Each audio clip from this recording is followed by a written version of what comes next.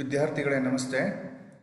ನಾವು ಇವತ್ತು 8ನೇ ತರಗತಿಗೆ ಸಂಬಂಧಪಟ್ಟಂತಹ ಭೂಗೋಳಶಾಸ್ತ್ರ ವಿಭಾಗದ ಮೊದಲ ಅಧ್ಯಾಯವಾಗಿರ್ತಕ್ಕಂಥ ಭೂಮಿ ನಮ್ಮ ಜೀವಂತ ಗ್ರಹ ಎನ್ನುವಂಥ ಅಧ್ಯಾಯದ ಬಗ್ಗೆ ಕುರಿತು ಮಾತನಾಡೋಣ.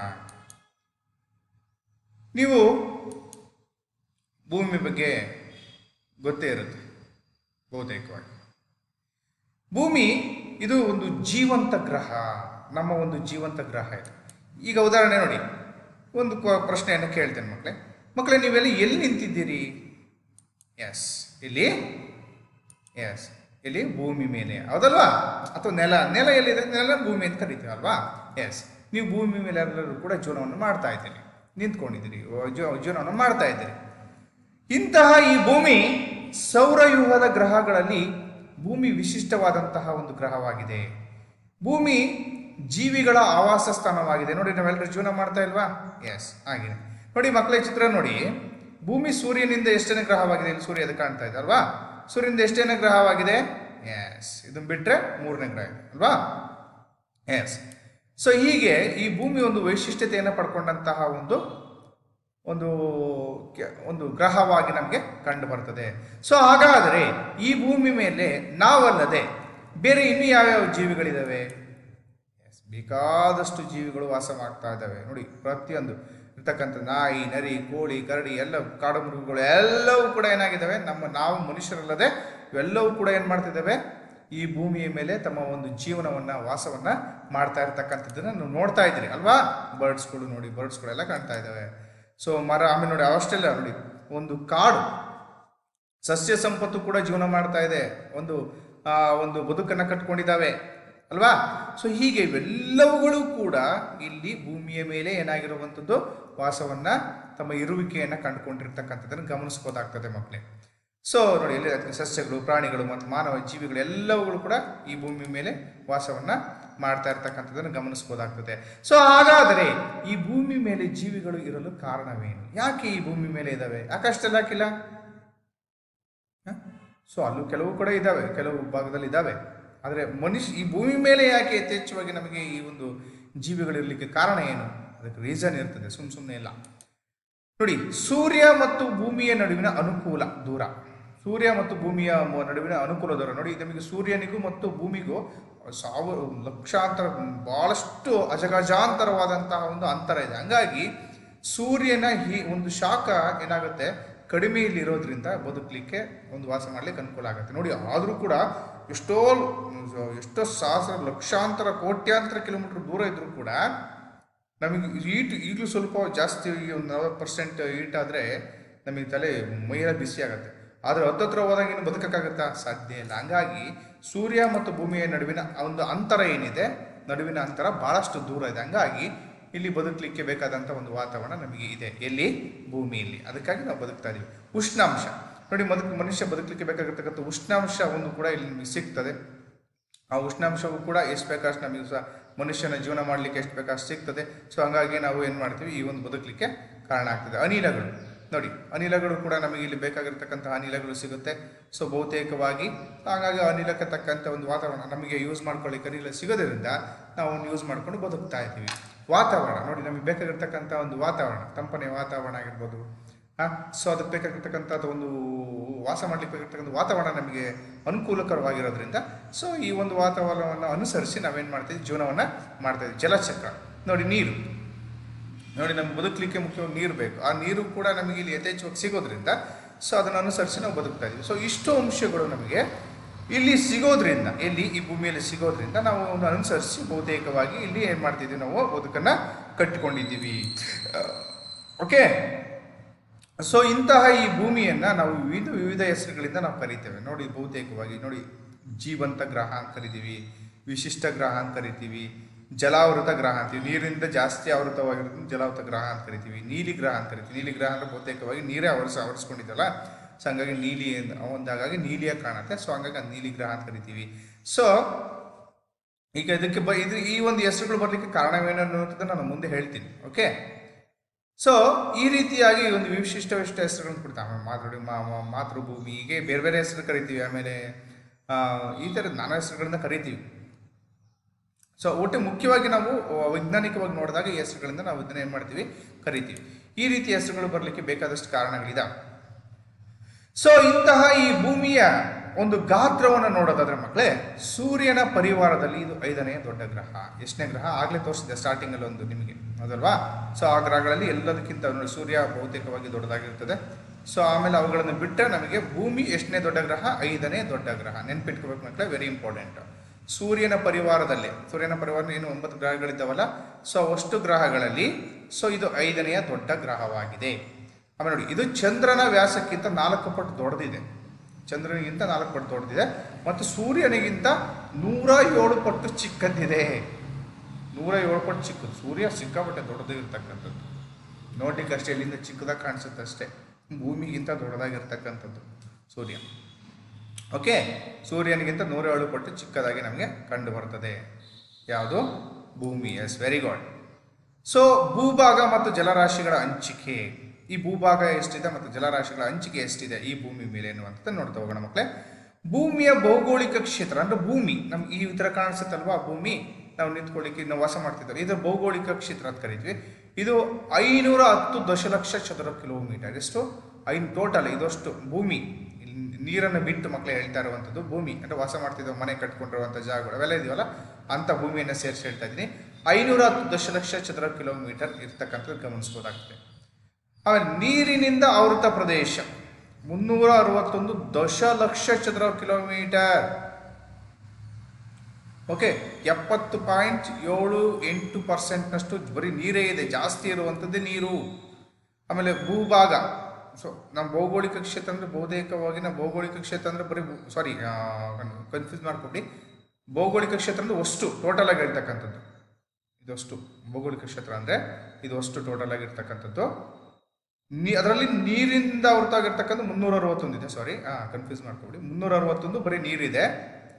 ನೀರಿಂದ ಕಾಣ್ತಾ ಇದೆಯಲ್ಲ ನೀನಿ, ಅದು ಅಂದರೆ 100%ಗೆ ಎಷ್ಟು 70.78 ಬರೀ ನೀರಿದೆ. ಇನ್ನು ಭೂಭಾಗ ಅಂದರೆ ನಾವೀಗ ಮನೆ ಕಟ್ಕೊಂಡಿದ್ದೀವಲ್ಲ, ಮನೆ ಭೂಮಿ ವಾಸ ಮಾಡ್ತಕ್ಕಂಥ ಜಾಗಗಳಿಂದವಲ್ಲ, ಆ ಭೂಭಾಗ ಇರ್ತಕ್ಕಂಥದ್ದು ಎಷ್ಟಿದೆ?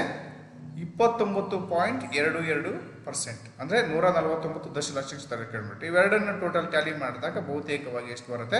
510 ದಶಲಕ್ಷ ಚದರ ಕಿಲೋಮೀಟರ್ನಷ್ಟು ವ್ಯಾಪ್ತಿಯನ್ನು ಟೋಟಲ್ ಆಗಿ ಇರ್ತಕ್ಕಂಥ ಗಮನಿಸಿ. ಇದು ಟೋಟಲ್, ಇದಿಷ್ಟು ಟೋಟಲ್ ಆಗಿರ್ತಕ್ಕಂಥದ್ದು. ಇದು ಬರೀ ನೀರು, ಇದು ಬರೀ ಭೂಭಾಗ. ಭೂಭಾಗ ಅಂದ್ರೆ ಗೊತ್ತಲ್ಲ, ಭೂಮಿ ಇರ್ತಕ್ಕಂಥದ್ದು.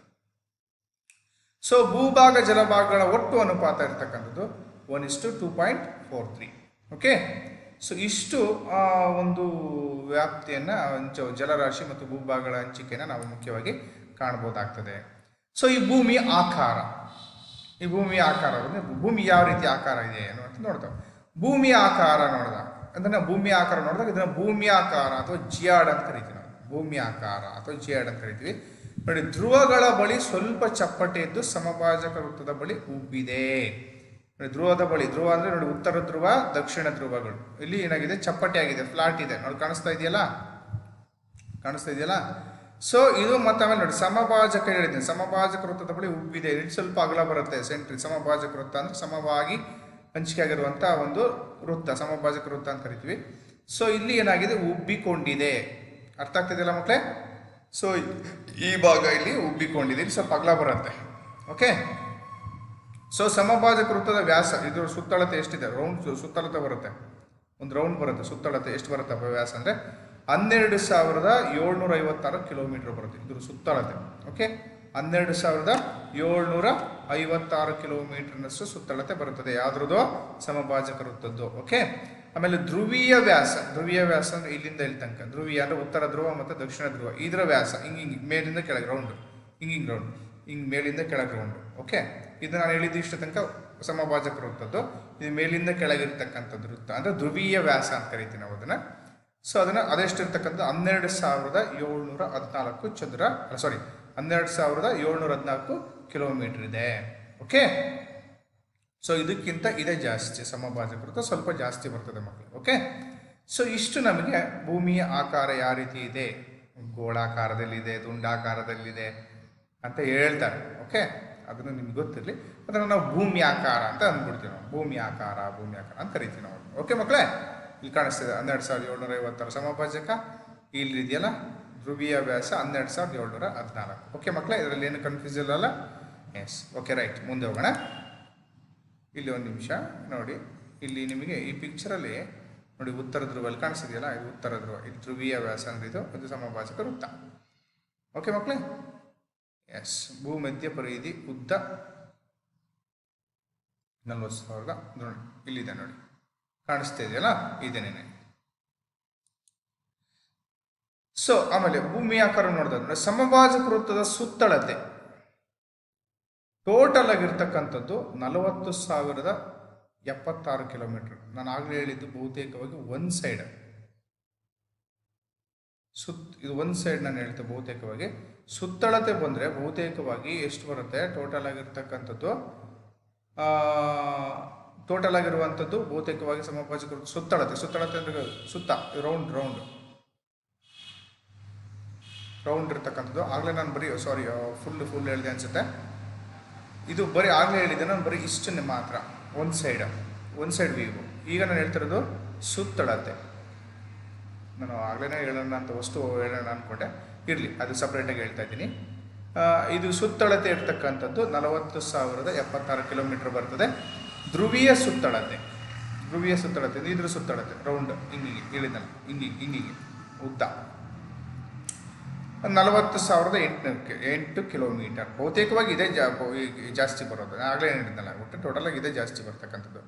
ವ್ಯಾಸದಲ್ಲಿ 42 ಕಿಲೋಮೀಟರ್ಗಳಷ್ಟು ವ್ಯತ್ಯಾಸವಿದೆ. ವ್ಯಾಸಗಳಲ್ಲಿ 42 ಕಿಲೋಮೀಟರ್ ವ್ಯತ್ಯಾಸ ಇದೆ, ಜಾಸ್ತಿ ಬರುತ್ತೆ. ಯಾವುದು? ಸಮಭಾಜಕ ವೃತ್ತ. ಭೂಮಿಯ ಆಕಾರ ಜಿಯಾಡ್ ನೋಡಿ, ಭೂಮಿಯ ಆಕಾರ ಜಿಯಾಡ್ ಹೇಗೆ ಬಂತು ಅನ್ನುವಂಥದ್ದನ್ನು ನೋಡೋದಾದ್ರೆ ಒಂದು ಪ್ರಯೋಗವನ್ನು ನೋಡೋಣ ನೋಡಿ. ಸೊ ಈ ಭೂಮಿ ಅದೇ ಆಲ್ಮೋಸ್ಟ್ ದೊಡ್ಡನೇ ಆಕಾರ ಕಂಡು ಬರುತ್ತದೆ, ಆಲ್ಮೋಸ್ಟ್ ಆಲ್ ಆಗಿ. ಓಕೆ, ಅದು ಗೊತ್ತಿರಲಿಲ್ಲ, ಭೂಮಿ ಆಕಾರ ಅಂತ ಕರಿತೀವಿ ಅಷ್ಟೇ. ಸೊ ಭೂಮಿ ನಮ್ಮ ಈ ಒಂದು ಜೀವಂತ ಗ್ರಹದಲ್ಲಿ ಈ ಭೂಮಿಯನ್ನು ನಾವೇನು ಮಾಡಿದ್ದೀವಿ? 7 ಖಂಡಗಳಾಗಿ ಏನು ಮಾಡಿದ್ದೀವಿ ನಾವು ಮಕ್ಕಳೇ? ವಿಭಜನೆಯನ್ನು ಮಾಡಿದ್ದೇವೆ. ಎಷ್ಟು ಖಂಡಗಳಾಗಿ? 7 ಖಂಡಗಳಾಗಿ. ಸೊ ಅಂತ 7 ಖಂಡಗಳು ನೆನ್ಪಿಟ್ಕೋಬೇಕು. So very important. ಓಕೆ ಮಕ್ಕಳೇ. ಸೊ ಒಂದನೇದು ಏಷ್ಯಾ, ಎರಡನೇದು ಆಫ್ರಿಕಾ. ಏಷ್ಯಾ ಇಲ್ಲಿ ಕಾಣಿಸ್ತಾ ಇದೆಯಲ್ಲ ಬ್ಲೂ ಇಂಕಲ್ಲಿ, ಎರಡನೇದು ಆಫ್ರಿಕಾ ಕಾಣಿಸ್ತಾ ಇದೆಯಲ್ಲ ಮಕ್ಕಳೇ, ಇದು. ಓಕೆ, ಆಮೇಲೆ ಉತ್ತರ ಅಮೇರಿಕಾ ಇಲ್ಲಿದೆಯಲ್ಲ, ದಕ್ಷಿಣ ಅಮೇರಿಕಾ ಇಲ್ಲಿದೆಯಲ್ಲ, ಆಮೇಲೆ ಅಂಟಾರ್ಟಿಕಾ ಇಲ್ಲಿದೆ ನೋಡಿ, ಲಾಸ್ಟ್ ಬಾರ್ಡರ್ ಕೆಳಗೆ ಬರುತ್ತೆ, ಈ ಧ್ರುವೀಯ ಪ್ರದೇಶಗಳು ಬರುತ್ತಲ್ಲ ಅಲ್ಲಿ ಬರುತ್ತೆ. ಆಮೇಲೆ ಯುರೋಪ್ ಇಲ್ಲಿ ಕಾಣಿಸ್ತಿದೆಯಲ್ಲ ಇದು. ಆಮೇಲೆ ಆಸ್ಟ್ರೇಲಿಯಾ ಇಲ್ಲಿ ಕಾಣಿಸ್ತಿದೆಯಲ್ಲ, ಇದು ಚಿಕ್ಕ ಖಂಡ, ಇದು ಅತ್ಯಂತ ದೊಡ್ಡ ಖಂಡ. ಓಕೆ ಮಕ್ಕಳೇ. ಸೊ ಹೀಗೆ ಒಟ್ಟು 7 ಖಂಡಗಳನ್ನಾಗಿ ನಾವು ವಿಭಜನೆಯನ್ನು ಈ ಭೂಮಿಯನ್ನು ಮಾಡ್ಕೊಂಡಿದ್ದೇವೆ. ಖಂಡಗಳು ಅಂದರೆ ಒಂದು ರೀತಿ ಭಾಗ ಅಂತ ಅಷ್ಟೇ, ಇನ್ನೇನಿಲ್ಲ. ಸೊ ಅದರಲ್ಲಿ ದೊಡ್ಡ ಖಂಡ ಅಂದರೆ ಬಹುತೇಕವಾಗಿ ಯಾವುದು ಮಕ್ಕಳೇ? ಇಲ್ಲಿ ಕಾಣಿಸ್ತಾ ಇದೆಯಲ್ಲ ದೊಡ್ಡ ಖಂಡ ಏಷ್ಯಾ. ಅದೇ ನಾವಿರುವಂಥದ್ದು ಭಾರತ ಇದೆಯಾ, ಅದು ಏಷ್ಯಾ ಖಂಡದಲ್ಲಿದೆ. ಇಲ್ಲಿ ಕಾಣಿಸ್ತಿದ್ದಲ್ಲ, ಇಲ್ಲಿ ಇದೇ ಭಾರತ. ಇಲ್ಲಿ ಕಾಣಿಸ್ತಿದೆ ನೋಡಿ, ಕಾಣಿಸ್ತಿದ್ದಲ್ಲ, ಇದೇ ಭಾರತ. ಲಾಸ್ಟ್ ಬಾರ್ಡರ್ ಬರುವಂಥದ್ದು ನಮ್ಮ ದಕ್ಷಿಣ ಭಾಗದಲ್ಲಿ. ಸೊ ಆಸ್ಟ್ರೇಲಿಯಾ, ಈ ಎಲ್ಲ ಖಂಡಗಳಲ್ಲಿ ಆಸ್ಟ್ರೇಲಿಯಾ ತುಂಬ ಸಣ್ಣದಾದಂತಹ ಒಂದು ಖಂಡವಾಗಿದೆ. ಸೊ ಇದರಲ್ಲಿ ಏನು ಡೌಟ್ಸ್ ಇಲ್ಲ ಅನ್ಕೋತೀನಿ. ಇವೆಲ್ಲ ನೆನಪಿಟ್ಕೋಬೇಕು ಮಕ್ಕಳೇ. ಓಕೆ. ಸೊ ಒಟ್ಟು 7 ಖಂಡಗಳಿದ್ದಾವೆ. ಆಮೇಲೆ ನೋಡಿ, ಈ ಒಂದು ಭೂಮಿಯನ್ನು ನಾವು ಭೂಮಿಯಲ್ಲಿರ್ತಕ್ಕಂಥ ನೀರನ್ನು ನಾವು ಒಂದು 4 ಮಹಾಸಾಗರಗಳಾಗಿ ವಿಭಜನೆ ಮಾಡಿದ್ದೀವಿ. ಮಹಾಸಾಗರಗಳನ್ನು ತುಂಬ ದೊಡ್ಡದಾಗಿರ್ತಕ್ಕಂಥದ್ದು ಮಹಾಸಾಗರಗಳನ್ನು ಗುರುತಿಸಿದ್ದೇವೆ, ಅದನ್ನು ವಿಭಾಗಗಳನ್ನು ಮಾಡ್ಕೊಂಡಿದ್ದೇವೆ. ಒಂದನೇದು ಪೆಸಿಫಿಕ್ ಸಾಗರ, ಇಲ್ಲಿ ಕಾಣಿಸ್ತಾ ಇದೆ ನಮ್ಮ ಮಕ್ಕಳೇ, ಇದಷ್ಟು ಪೆಸಿಫಿಕ್ ಸಾಗರ. ನೋಡಿ, ಅಟ್ಲಾಂಟಿಕ್ ಮಹಾಸಾಗರ ಇಲ್ಲಿ ಕಾಣಿಸ್ತಾ ಇದೆ, ಈ ಮಧ್ಯಭಾಗದಲ್ಲಿ ಬರ್ತಕ್ಕಂಥದ್ದು ಅಷ್ಟು ಅಟ್ಲಾಂಟಿಕ್ ಸಾಗರ ಬಹುತೇಕ ದೊಡ್ಡದಾದಂಥ ಸಾಗರಗಳು. ಆಮೇಲೆ ಹಿಂದೂ ಮಹಾಸಾಗರ ಇಲ್ಲಿ ಕಾಣಿಸ್ತಾ ಇದೆಯಲ್ಲ ಮಕ್ಕಳೇ, ಇದಷ್ಟು ಹಿಂದೂ ಮಹಾಸಾಗರ. ಒಂದು ಎಲ್ಲೆಯನ್ನು ಹಾಕೊಂಡಿದ್ದೀವಿ, ಹಿಂದೂ ಮಹಾಸಾಗರ. ಆಮೇಲೆ ಆರ್ಕ್ಟಿಕ್ ಮಹಾಸಾಗರ ಮೇಲ್ಭಾಗ ಬರ್ತಕ್ಕಂಥದ್ದು ಆರ್ಕ್ಟಿಕ್ ಮಹಾಸಾಗರ. ಓಕೆ. ಸೊ ಇಷ್ಟು 4 ಮಹಾಸಾಗರಗಳನ್ನಾಗಿ ನಾವೇನು ಮಾಡಿದ್ವಿ? ವಿಭಜನೆಯನ್ನು ಮಾಡಿದ್ವಿ. ಅಂದರೆ ಜಲಭಾಗವನ್ನು ಇಟ್ಕೊಂಡು. ಇದು ಪೆಸಿಫಿಕ್ ಮಹಾಸಾಗರ ಅತ್ಯಂತ ಬಹುತೇಕವಾಗಿ ದೊಡ್ಡದಾಗಿರ್ತಕ್ಕಂಥದ್ದು. ಸೊ ಅದರಲ್ಲಿ ಇನ್ನು ಒಟ್ಟು 4 ಮಹಾಸಾಗರವನ್ನು ಅರ್ಥ ಮಾಡ್ಕೊಳ್ಳಿತ್ತು, ಅತ್ಯಂತ ದೊಡ್ಡದಾದಂಥ ಸಾಗರ ಪ್ರದೇಶಗಳು. ಓಕೆ ಮಕ್ಕಳೇ. ಸೊ ಇಷ್ಟಿರಲಿ, ಅದನ್ನು ಮುಂದಿನ ಭಾಗದಲ್ಲಿ ಅದನ್ನು ಕಂಟಿನ್ಯೂನ ಮಾಡೋಣ. ಒಟ್ಟು ಮಹಾಸಾಗರಗಳು 4 ಕಂಡು ಬರ್ತವೆ, 7 ಖಂಡಗಳು ಕಂಡು ಬರ್ತವೆ. ಇಷ್ಟಿರಲಿ, ಧನ್ಯವಾದಗಳು ಎಲ್ರಿಗೂ ಕೂಡ.